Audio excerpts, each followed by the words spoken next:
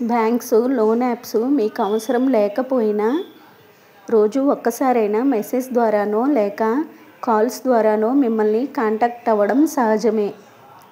మీకున్న చిన్న చిన్న అవసరాలు కూడా ఈ మెసేజ్లు, కాల్స్ చూసిన తర్వాత పెద్ద అవసరంలా కనపడతాయి. కర్మకాలి మీరు లోన్ తీసుకున్నారో మీ పని ఖతం. నెల నెలా కరెక్ట్ టైంకి ఈఎంఐ కట్టాలి. మీ పరిస్థితి బాగోలేక ఈఎంఐ మిస్ అయితే వాళ్ళ బెదిరింపులు, తిట్లు తట్టుకోవాలి. జాగ్రత్త. అందుకే అత్యవసరం లేకుండా లోన్స్ జోలికి వెళ్ళొద్దు.